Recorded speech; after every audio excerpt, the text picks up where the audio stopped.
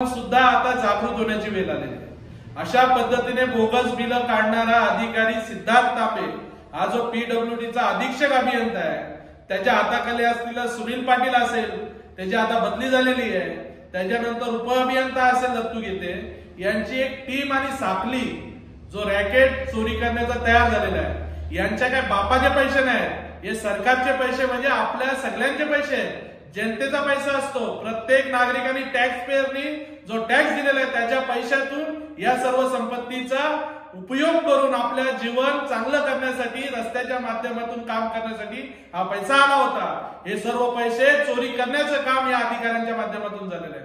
Bogus bill काढून आज कुठेतरी आपल्या रस्त्याची दयनीय अवस्था केलेली आहे। आज त्या रस्त्याला ज्या कंपनीने, सुप्रीम कंपनीने टेंडर घेतला होता, त्या रस्ते कंपनीने तो रस्ता एका बँकेला डायरेक्टली गहाण ठेवलेला आहे आणि त्या बँकेच्या माध्यमातून आज कुठेही काम केलं देऊन जाऊ शकत नाही।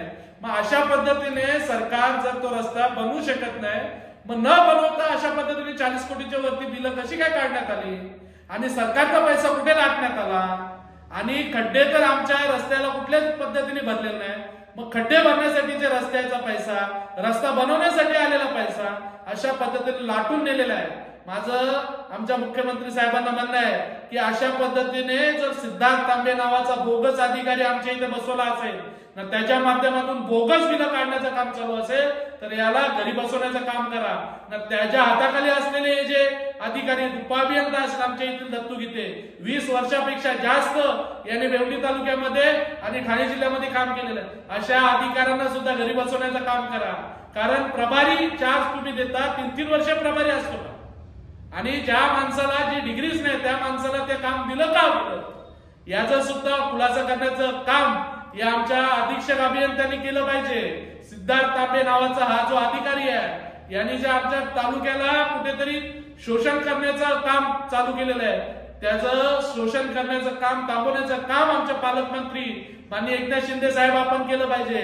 अन्यथा गावागावात चर्चा आहे का तुमच्या माध्यमातून घोटाळा होतोय का, तर त्याच्यामुळं तुम्ही तुमच्यावरती जे कलंकित करण्याचं काम, तुमच्यावरती जे आरोप लावतात ते पुसून काढण्याचं काम करत असेल, तर या सिद्धार्थ तांबेला आणि त्याच्या टीमला घरी बसवणे ही काळाची गरज आहे। आणि सर्व